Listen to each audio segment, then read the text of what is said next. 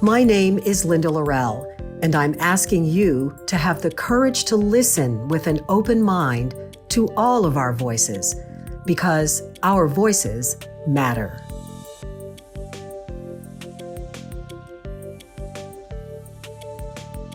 I want to take a moment to thank BMW of West Houston for sponsoring this episode of our Voices Matter podcast. BMW, of course, is known as the ultimate driving machine because of its precision and power. As someone who has driven a BMW for many years now, I can attest to that firsthand. But I think what's even more important, especially about this particular BMW dealership, is that it understands the power and the impact of giving back to its community.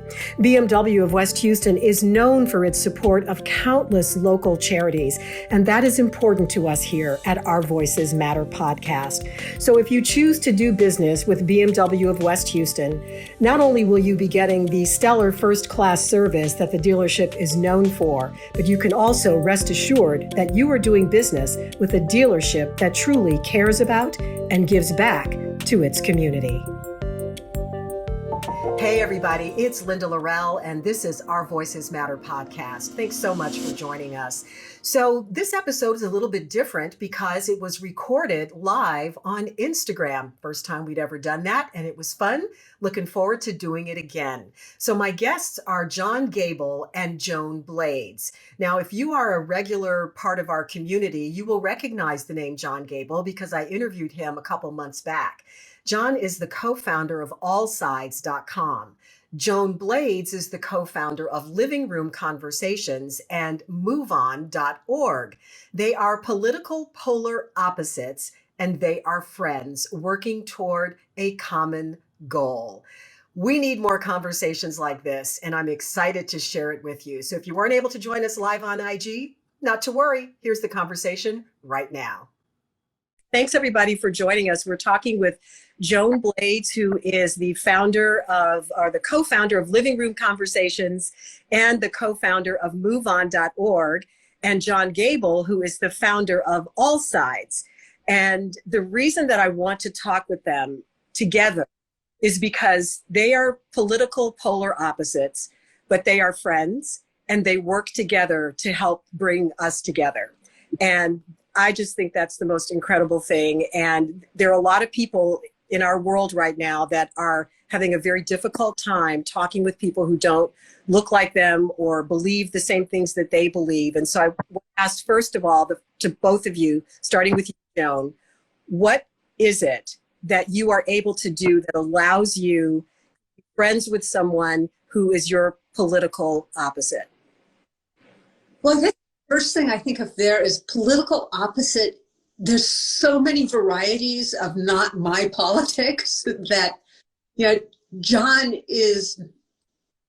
he definitely votes very differently than I do.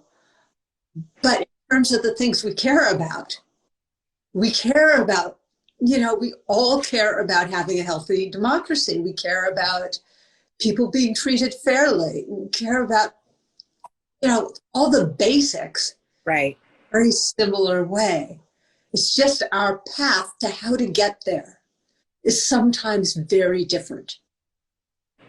But knowing him, it causes me to step back and think, what might I be missing? I mean, I live in Berkeley, California, and it became clear to me at a certain point as a founder of MoveOn that I wasn't hearing from people on the right. Why aren't people on the right concerned about climate change was my question back in 2004.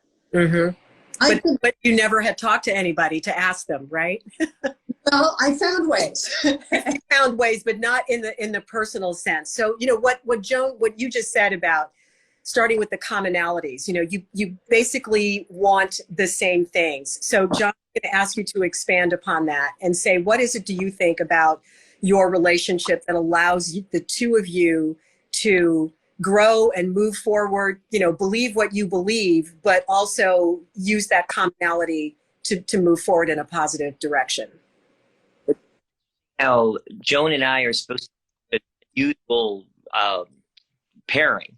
And what I found is that when I do get to know people, this is not the this is the norm.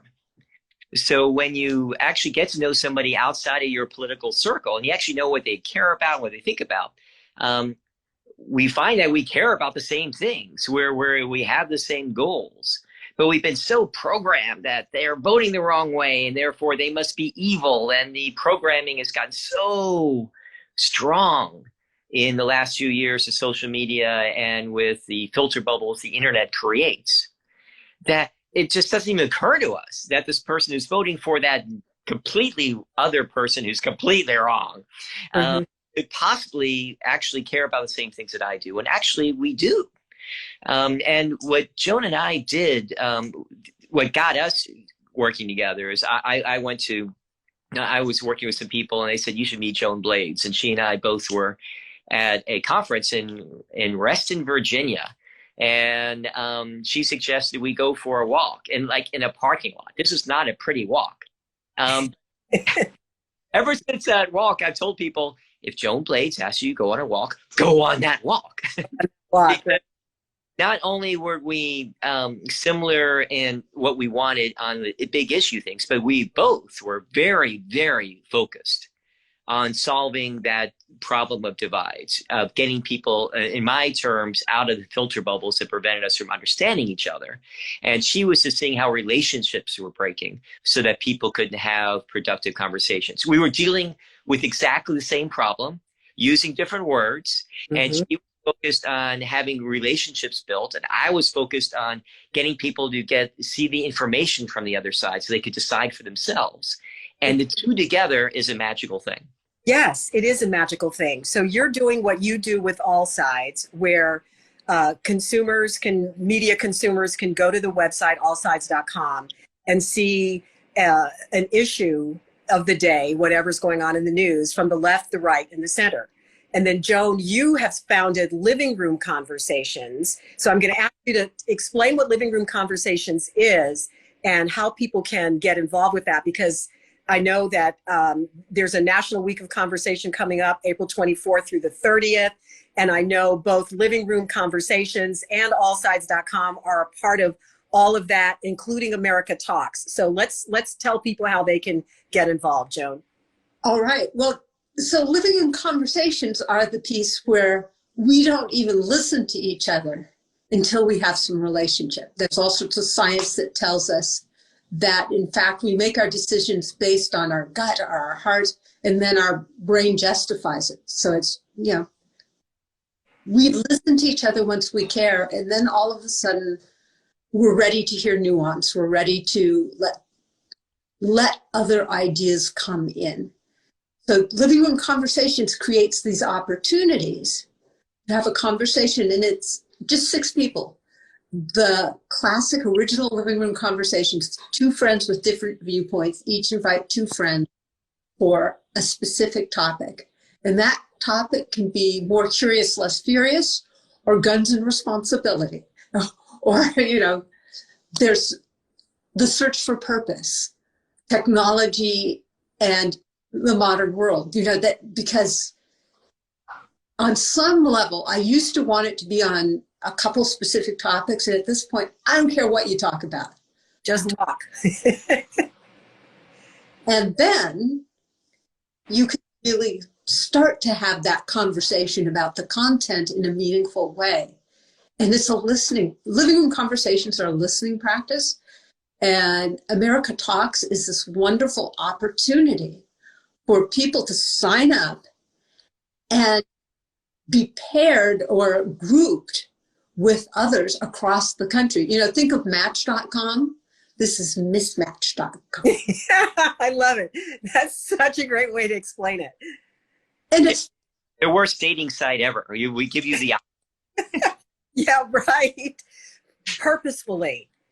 We just had a conversation yesterday with Joe Keohane and other great people, a Living Room Conversation about belonging and talking to strangers, because Joe wrote a book called The Power of Strangers.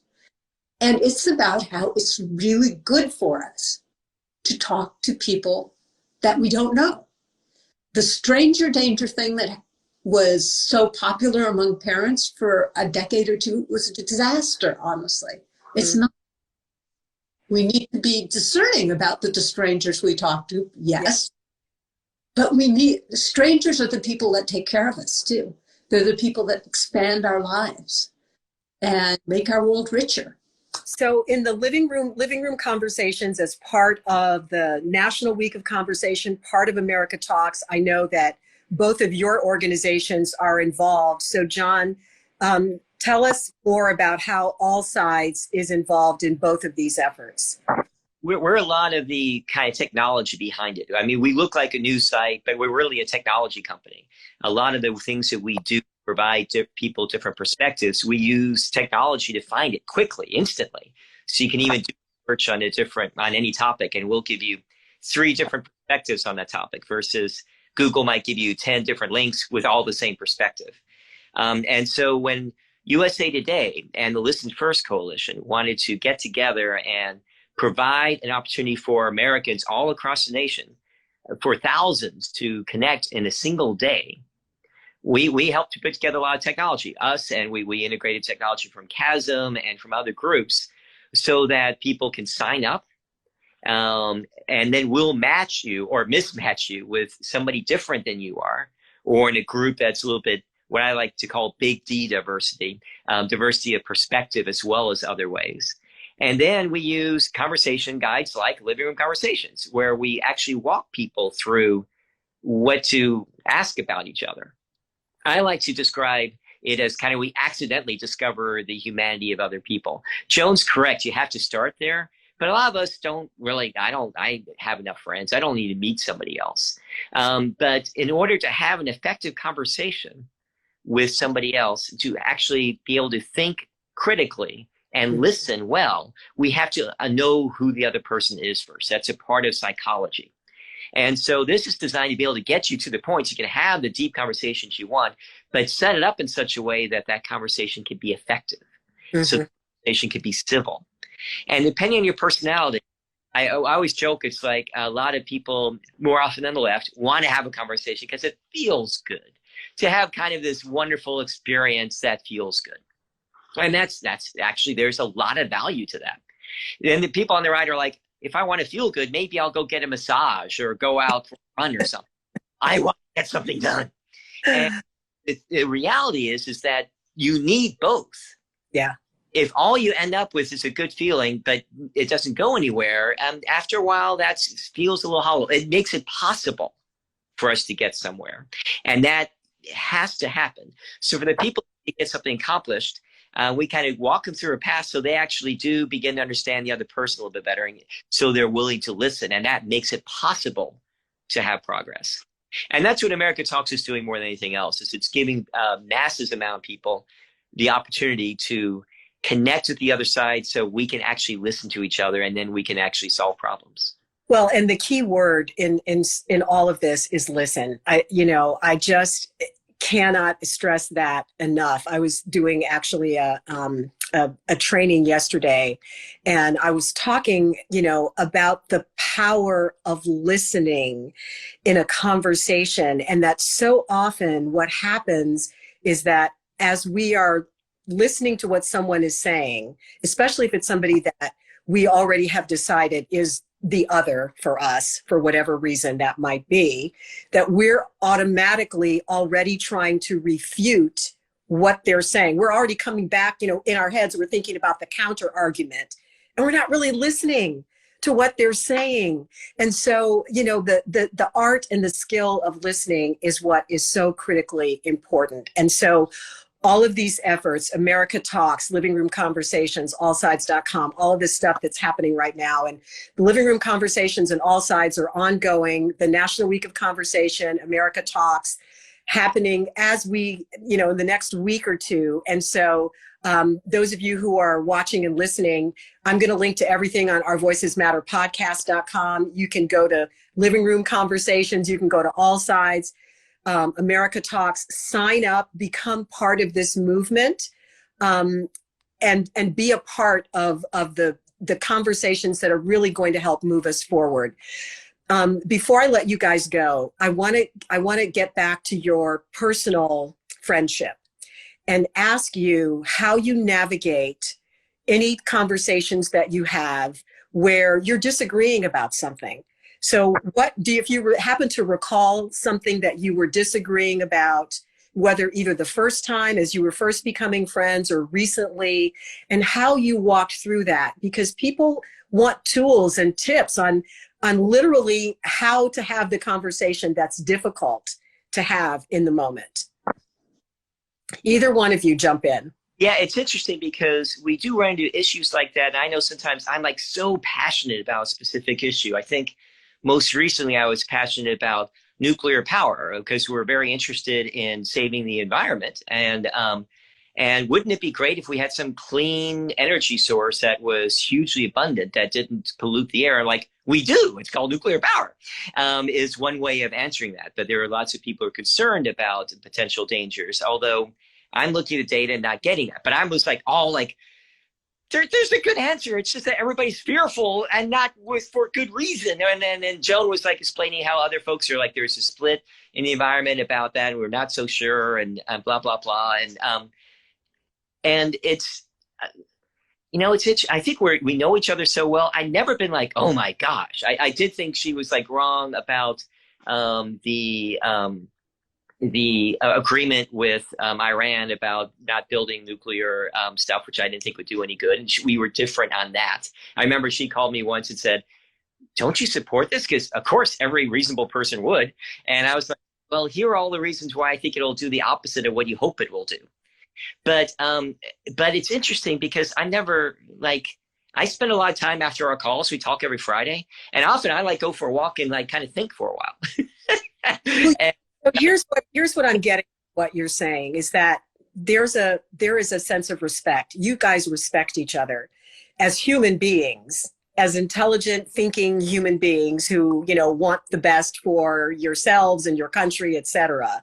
You think about things differently, but you respect each other. So you have to first come from that place. Would you agree with that, Joan? Absolutely. Respect, and I really like John. Yes. Yeah, and I'm a huge fan of Joan. We promote each other all the time. John's wonderful. And I am curious about these places where there's this disagreement, and it seems obvious, and it's just clear to me that I probably don't have a full picture. Mm. John's one of the people I rely on to say, John, how do you see this? And I probably am not going to tell him he's wrong or anything. I'm going to sit with that.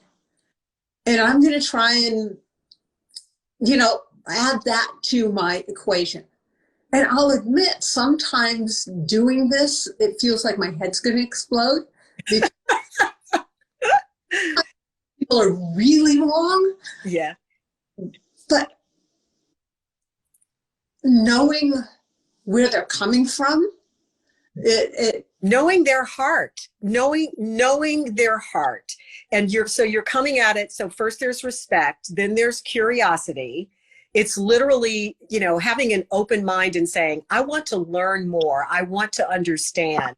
I'm coming into this conversation thinking, you're nuts. I don't agree with you, but I need to understand. So help me understand. And if we come at it from that perspective, that opens the door. Go ahead, Joan. But I never think you're nuts. I know. I was saying that. I shouldn't say that.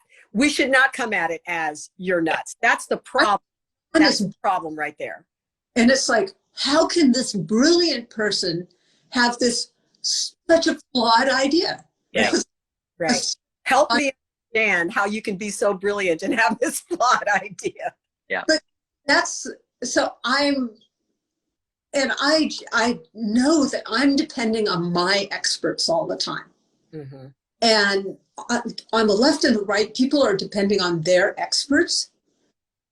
And if our experts are saying different things, then we're put in a position of not being able to actually have an intelligent conversation where things get resolved. Exactly. And that's why All Sides is such a brilliant idea and platform, because that's where you can go and see all sides of an issue and make an informed decision about what you believe. But you can't make an informed. All sides is wonderful for seeing the expanse of interpretations. Yes. Years ago, I was focused on fracking. I had a wonderful conversation with co-founder of Tea Party Patriots and his friends and my friends. You know, someone said, "Move on, Tea Party Patriots." It was great. We came up with a lot of agreement about criminal justice reform, about economic things. Said, fracking, we should talk about that. That was really big. His facts and my facts were very different. Mm. And so we started seeing if we could get experts agreeing, and we never had the resourcing to do it. But when you have different facts for each side, it means the communities involved can't make a good decision, and then power and money wins. Mm. And that disempowers the people I want to be in power. So that, you know, living room conversations are a starting point for inviting voices in that are missing, for starting to have relationships, for creating that caring space which allows good things to happen. Movement, because we need, you know, often facilitated processes after we have the right people in the room, and that feeling of, I want to work with you. Mm-hmm. And we need good facts.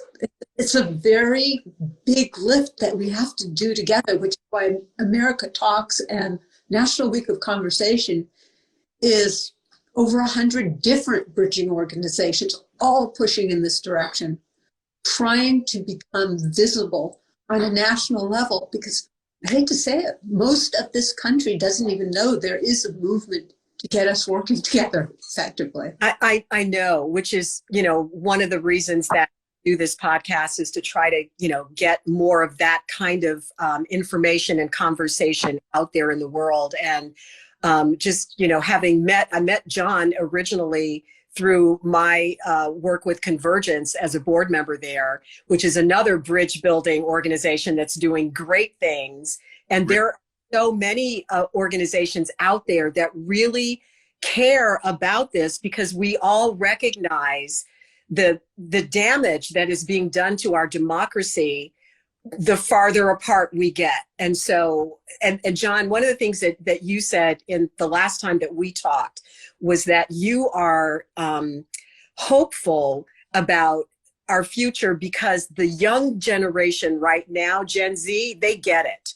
And when you point out to them that, by the way, you're in a filter bubble, and you show it to them, they're like, oh, I didn't even realize it. But now that you've shown it to me, help me get out of it. I understand now that I need to get out of it. So talk to me about your hope for the future, John, and then Joan.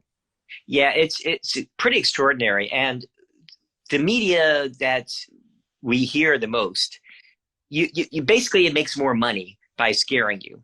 The extremes make more money. The money is in the division, and the attention is in the division, because there is a general bias among media to go to what bleeds or what's exciting, or negative bias. But there's been a huge shift in numbers from Pew Research to across the board, where there's a tremendous growth in interest in finding more reliable, balanced source of information, opportunities to talk with each other. And you wouldn't know it because that's not really what the media is focused on right now, but it is, all the numbers are showing a big shift.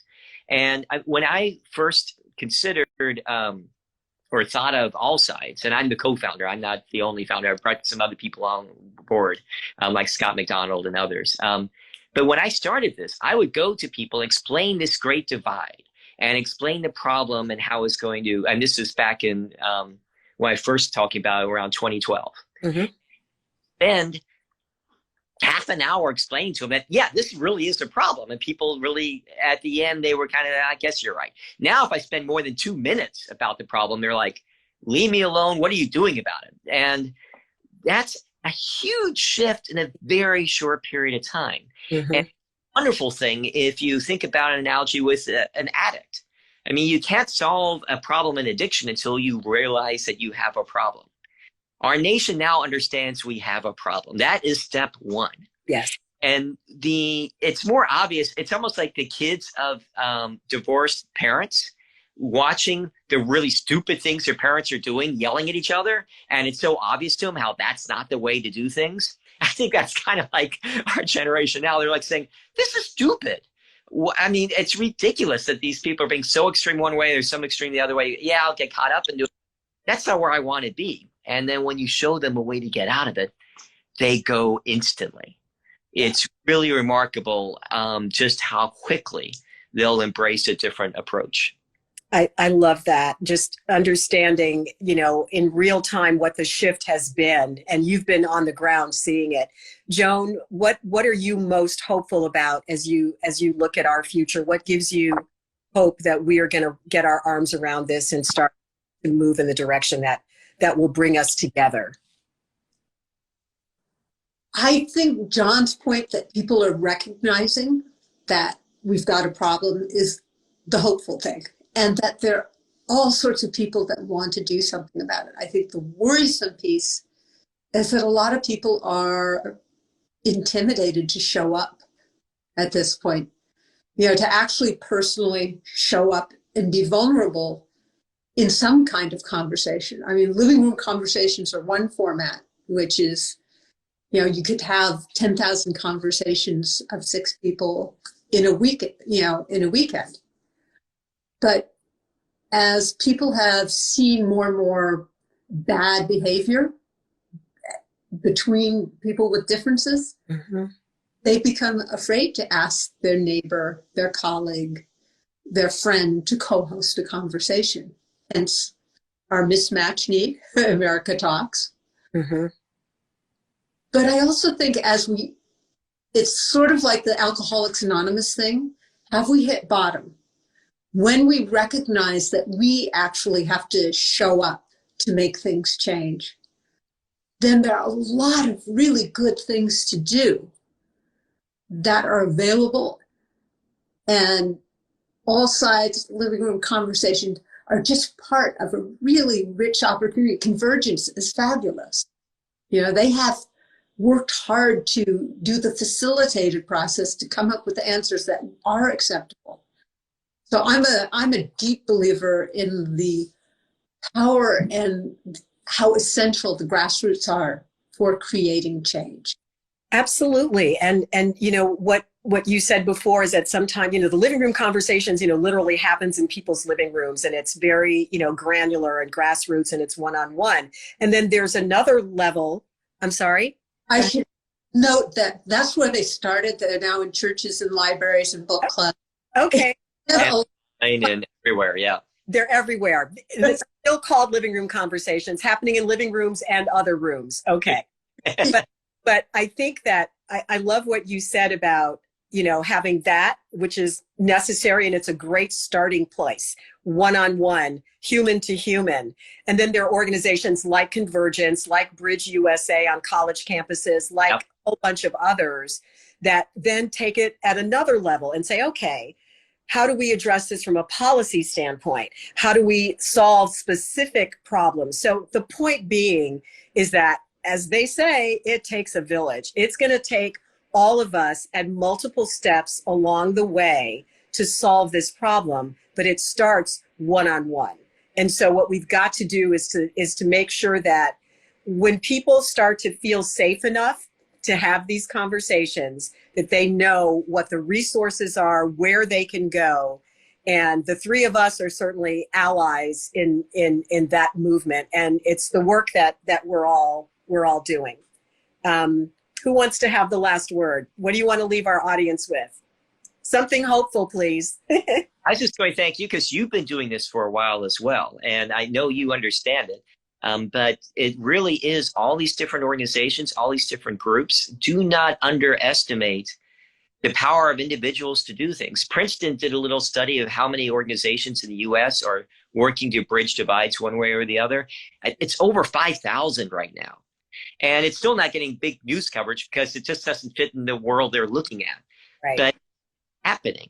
And don't wait for the rest of the world to do it. You and Joan and I and thousands of other organizations and tens of thousands, I think hundreds of thousands, actually, other people are already participating in this. And that's how things always change. So it's moving. It's happening. Yep. Joan, you get the last word, my friend. I have to say thank you for having this venue to encourage people to have a good way to participate. That's what we don't say enough. It's actually really fun too. Look at my friends. I mean, Absolutely. So once again, for those of you who are on the call, we've been talking with Joan Blades, the co-founder of Living Room Conversations and co-founder of MoveOn.org, and John Gable, the co-founder of allsides.com.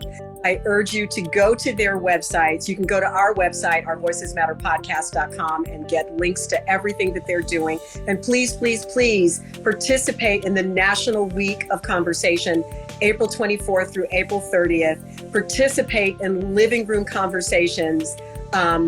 Just get involved. Talk to somebody who thinks differently than you do and try to find that common ground. I assure you it is there. And that is going to be our key to saving ourselves and our democracy. Please, please, please. So thank everybody so much for joining us. And John and Joan, just keep on doing the hard work, and really, really appreciate you taking the time to be with us. You too. Thank you. Thank you. Bye, everybody. Have a good night. bye-bye. Thanks again to our sponsor, BMW of West Houston. There's a special offer for members of the Our Voices Matter podcast community. Just click the link in the show notes, bmwwest.com.